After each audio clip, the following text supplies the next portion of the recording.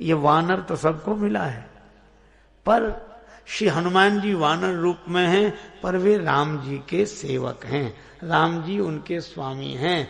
और रावण ने सांकेतिक ढंग से बात तो बड़ी अद्भुत कही है कि जो वानर का स्वामी है वह नर मुझे मार सकेगा, और इसका अर्थ है कि दानवता और ये विकार आदि दोष उस मानव के द्वारा मिटेंगे जो मानव मन का स्वामी होगा। यही राम कथा का संदेश है। तो यह कथा पुरातन तो है, पर हमारे समस्त सदग्रंथों की यही महिमा है कि वे पुरातन होते हुए भी सनातन हैं।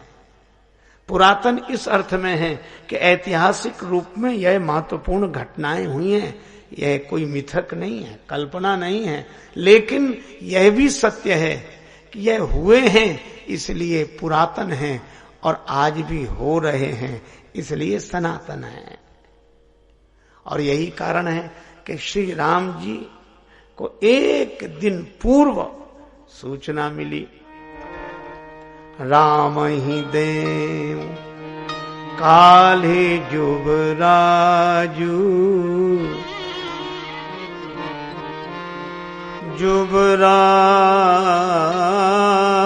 जुबराजू।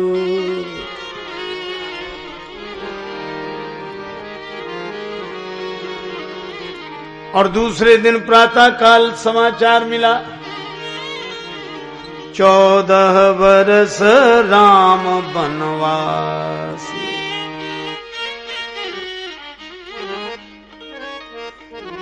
सूर्यास्त के समय दूसरा समाचार था और सूर्योदय के समय दूसरे दिन दूसरा समाचार था।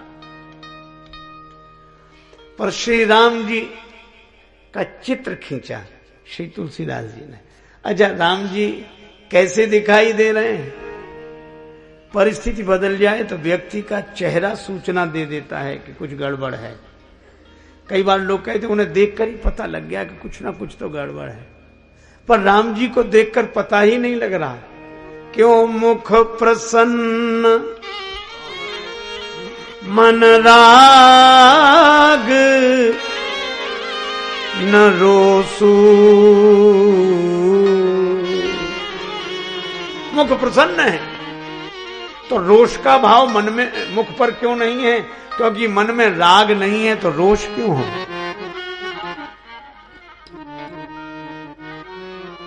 मुख प्रसन्न मन राग न रोसो।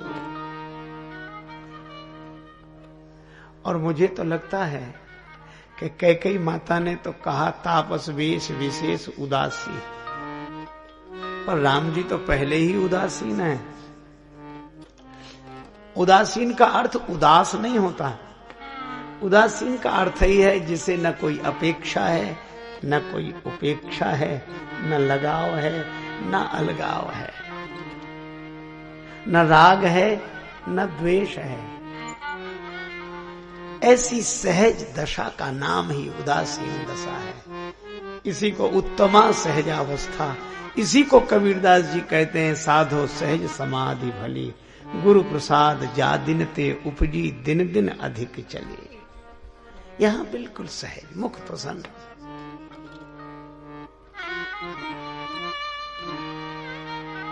यह तो उनकी आध्यात्मिक स्थिति है, पर इस आध्यात्मिक स्थिति का प्रभाव ही तो व्यवहार को पवित्र करता है।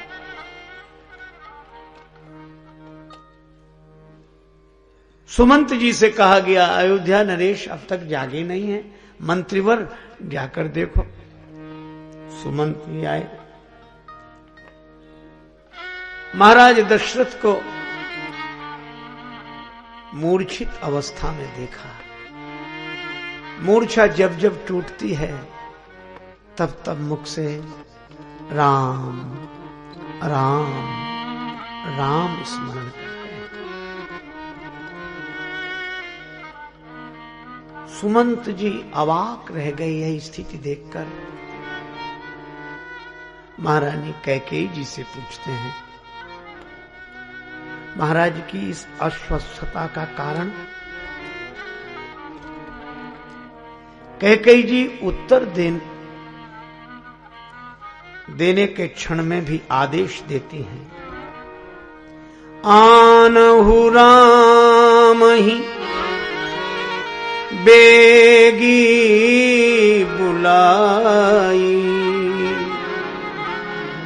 समाचार तब पूछे हो आई। श्री राम को बुला कर लाओ, तब समाचार पूछना। सुमंत जी समझ गए, लखी कुचाल कीन कछु रानी। श्री राम स्नान के लिए जा रहे हैं। चरणों में जूतियां नहीं हैं, सिर पर मुकुट नहीं है, वस्त्र के नाम पर एक धोती धारण किए हैं। आधी धोती कंधे पर है, आधी धोती कटि वस्त्र बनी हुई है। उसी समय सुमंत जी आए। श्री राम जी जैसे तो राम जी ही हैं, निरुपम न उपमा आन राम समान राम निगम कहें। सुमंत जी को आते देखा तो सुमंत जी का अभिवादन अभिनंदन वे ऐसे ही करते हैं जैसे महाराज श्री दशरथ का। राम सुमंत ही आवत देखा,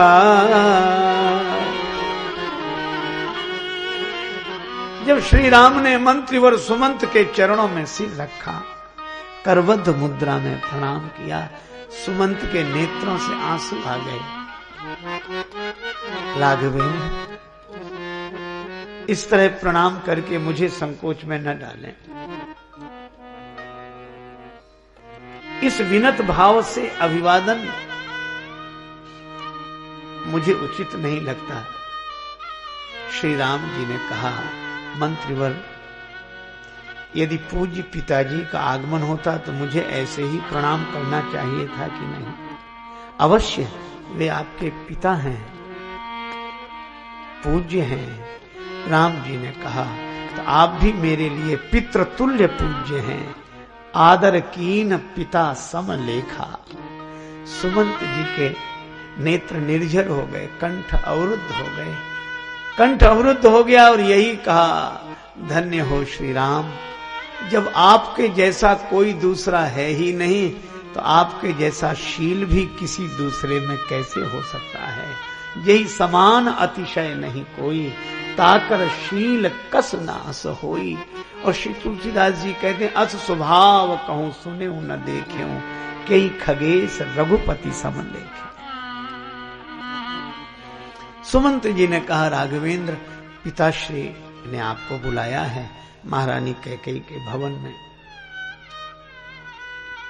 राम जी ने कहा, मंत्रीवर, पिताजी को समाचार दीजिए, तनिक विलंब होगा, मैं स्नान करके वस्त्र धारण करके तुरंत आता हूं। सुमंत जी ने कहा, राघवेंद्र, विलंब नहीं, आदेश हुआ है, जिस दशा में है वैसे ही। राम जी ने कहा, तो अभी चलता हूं। और तुलसीदास जी एक शब्द में वर्णन करते हैं, राम को भांति सचिव संग जाहि, देखी लोग जहां तहां बिल खाही।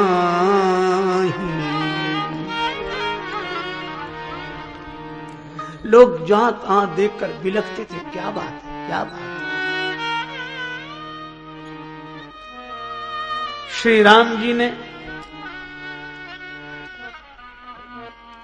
माता कैकेयी के भवन में प्रवेश किया। पिताश्री की यह विपन्न, यह व्यथित दशा देखी।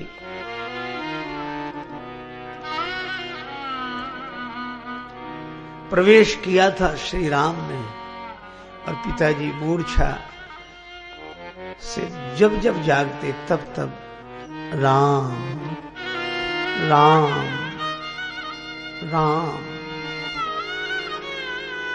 राम जी ने पिताजी की यह दशा देखकर माता कैकेयी के चरणों में प्रणाम करके पूछा, माता, पिताजी की इस अस्वस्थता का कारण क्या?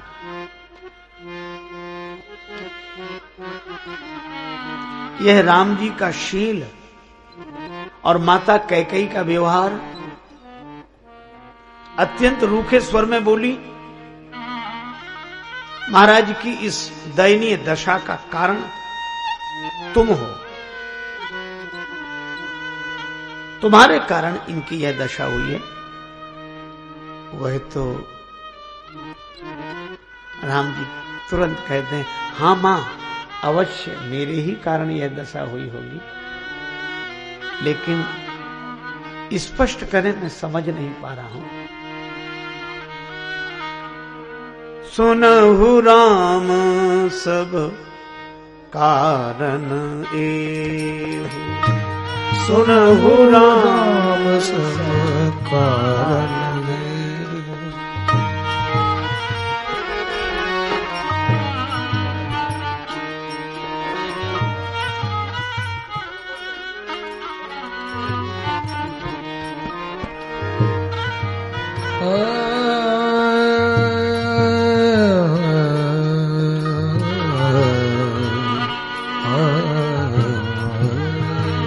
सुनहु राम सब कारण एहु, सुनहु राम सब कारण एहु। राजहि तुम पर बहुत स्नेहु, राजहु तुम पर बहुत स्नेहु। दैन कहे ओ मोहि दुई वरदाना, दैन कहे ओ मोहि दुई वरदाना। मांगे हु जो कछु मोहि सुहाना, मांगे हु जो कछु मोहि सुहाना।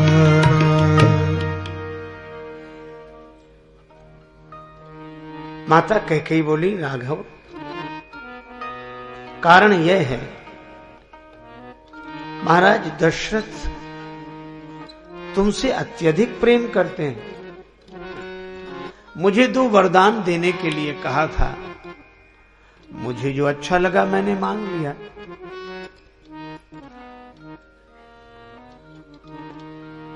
पुत्र भरत के लिए राज्य पद, तुम्हारे लिए 14 वर्ष का वनवास, और तुम्हारे वियोग की कल्पना से ही अयोध्या नरेश व्यथित हैं।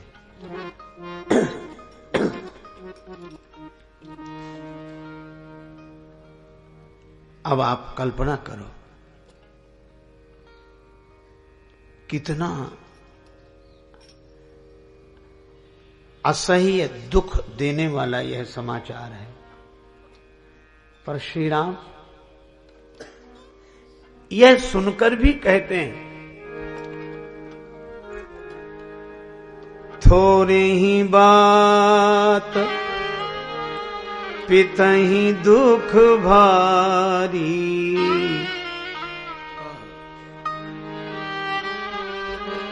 होत प्रतीत न मोहि महतारी।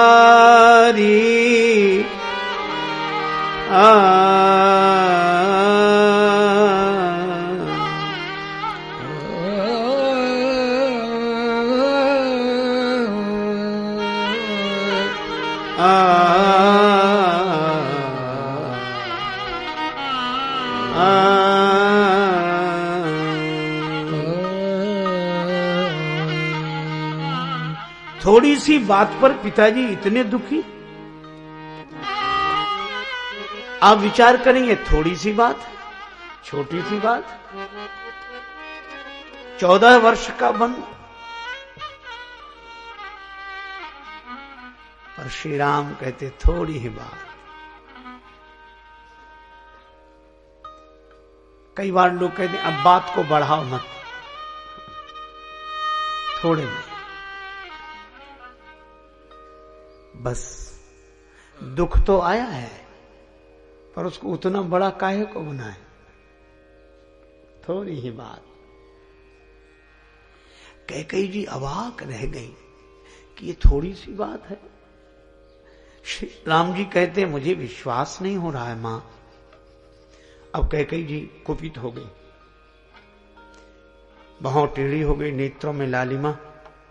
क्या कहना चाहते हो राम? तुम्हें विश्वास नहीं होता तो क्या मैंने कुछ किया? नहीं नहीं मां, मेरे यह कहने का आशय नहीं है। आप तो महाराज के प्रतिकूल कुछ सोच ही नहीं सकती, करना तो दूर, हुआ तो मेरे ही द्वारा हुआ, मेरे ही कारण होगा, किंतु ये तो छोटी सी बात है। मुझे तो ऐसा लगता है कि मुझसे कोई बहुत बड़ा अपराध हो गया है। यदि अपराध होता तो मैं बताती नहीं, या अयोध्या नरेश स्वयं न कहते। श्री राम जी ने कहा मां, आप तो वात्सल्य की मूर्ति हैं, आप इतना प्रेम मुझसे करती हैं कि आप वह कारण बताएंगी नहीं कि मेरा अपराध क्या है। और पिताजी धीर गंभीर हैं। राव धीर गुण उदधी अगाधु,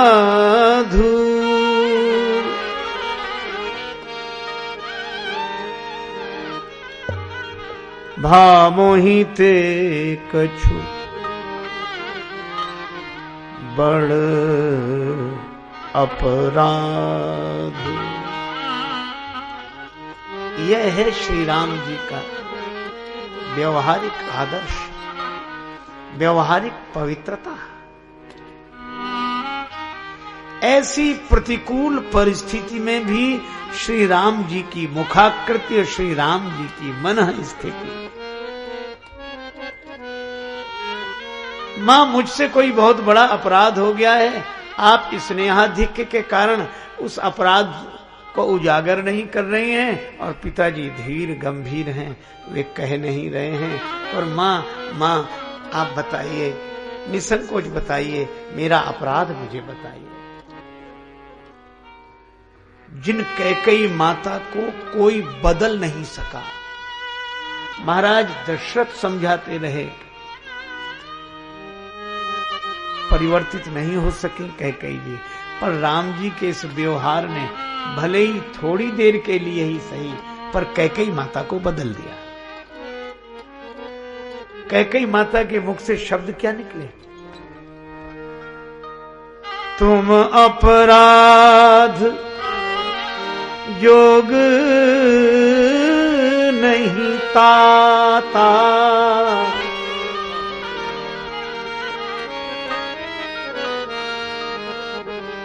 तुम अपराध योग नहीं ताता, तुम अपराध योग नहीं ताता,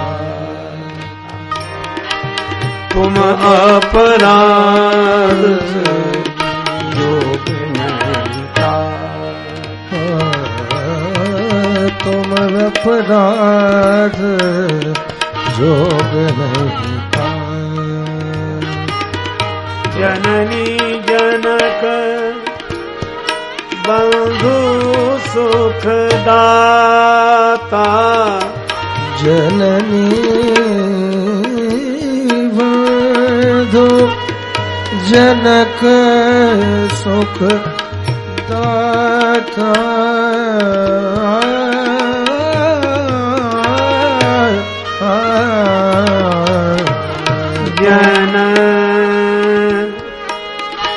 जननी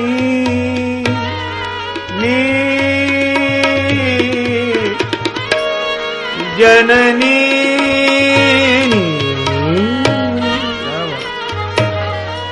जननी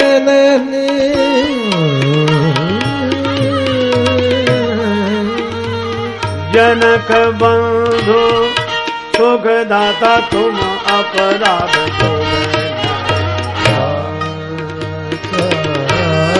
तुम अपराध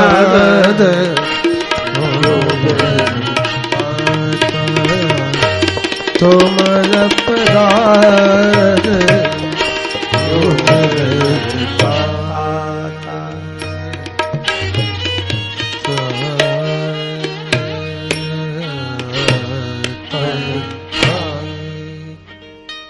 कैकेयी माता कहती है राम तुमसे अपराध हो नहीं सकता।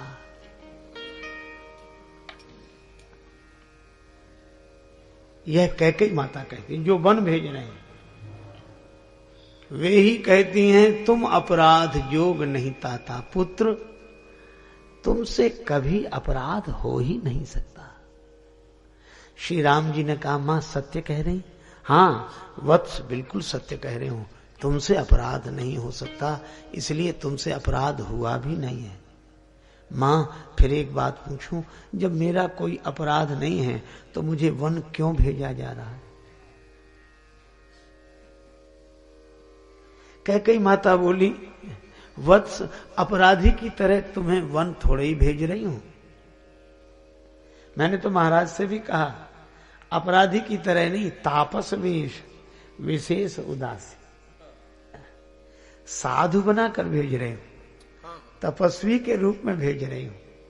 और राम अपराधी को देश से निकाला जाता है, पर तपस्वी तो देश छोड़कर निकल जाता है।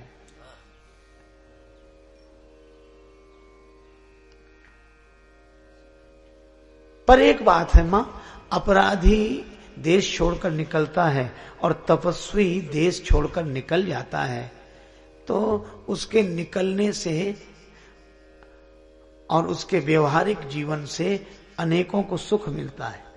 तो समाज को भगवत भाव से देखकर सेवा की साधना करने के लिए ही तो साधु घर छोड़कर निकलता है। तो इतनों को सुख मिलता है, तो मेरे बन जाने से किन्हें किन्हें सुख मिलेगा। मां कैकेयी माता बोली जननी जनक बंधु सुखदाता, तुम्हारी माता कैकेयी का हठ रह जाएगा। जनक महाराज दशरथ के वचन की रक्षा हो जाएगी और तुम्हारे छोटे भाई को राज्य मिल जाएगा। जननी जनक बंधु सुखदाता, एक तुम्हारे वन जाने से इन तीन तीन को सुख मिलेगा। राम जी ने कहा मां अगर यही बात है तो मैं वन अवश्य जाऊंगा। जो न जाऊं वन ऐसे हो काजा, प्रथम गनीय मोहि मूढ़ समाजा, प्रथम गनीय मोहि मूढ़ समाजा।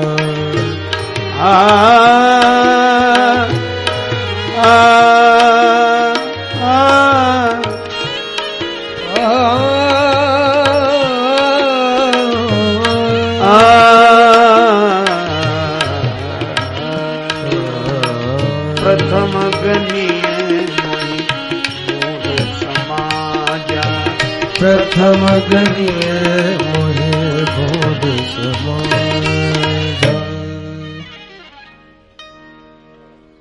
मां मैं अवश्य बन जाऊंगा, अभी तैयार होकर आता हूं।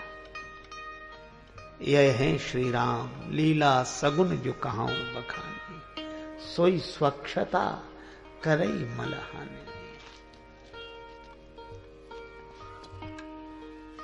श्री तुलसीदास जी महाराज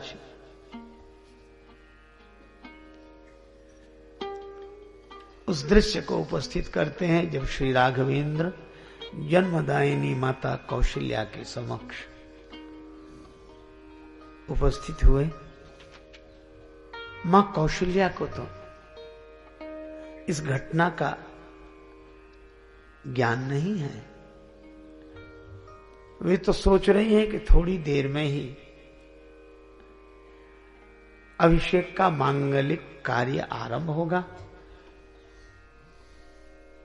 गुरुदेव के मार्गदर्शन में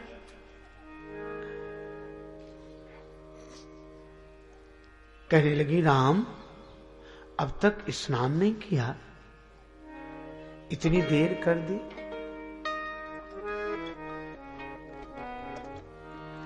तात जाऊं बलि देगी नहाहू, जाऊं बलि देगी नहावो, तात जाऊं बलि बेगी बेगी बेगी बेगी बेगी तात जाऊं बलि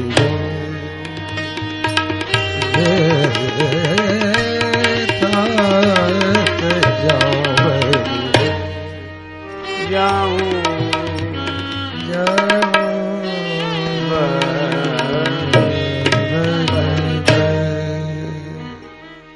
लाल जी मैं बलिहारी जाती हूं, शीघ्र स्नान करो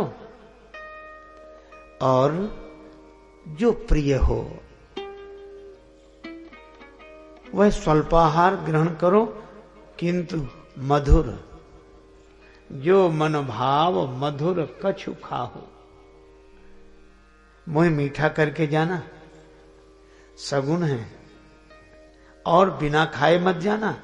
पता नहीं उस अनुष्ठान में नियम पूर्वक बैठकर रहना होगा, कितनी देर लगे, तब तक क्या भूखे रहोगे। जो मनोभाव मधुर कछु खाओ, पितु समीप तब जायो भैया। तब पिताजी के पास जाना।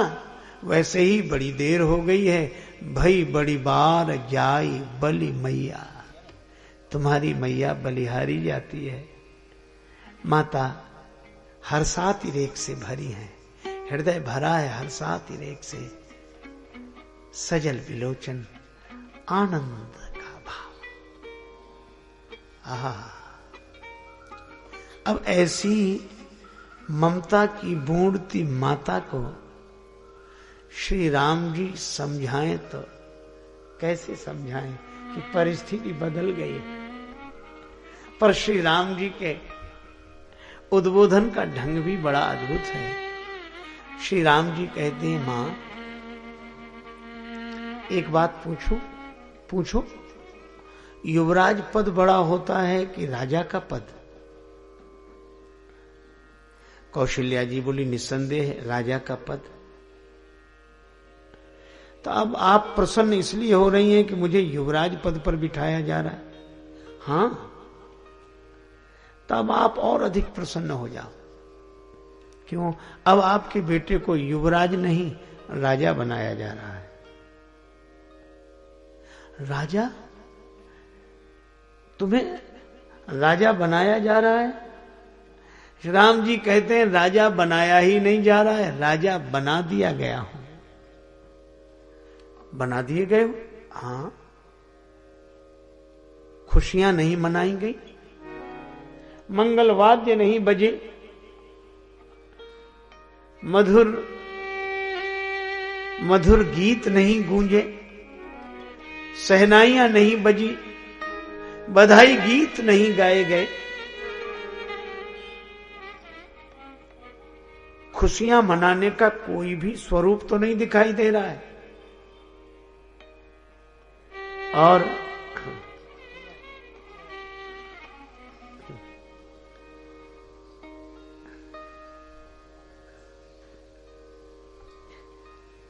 और राजा बना दिए गए। राम जी ने कहा, माता खुशियां तो वहां मनाई जा रही होंगी जहां का राजा बनाया गया हो। कहां के राजा बनाए गए हो? पिता दीन मोहे कानन राजू पिता दीन मोहि कानन राजू पिता दीन मोहि कानन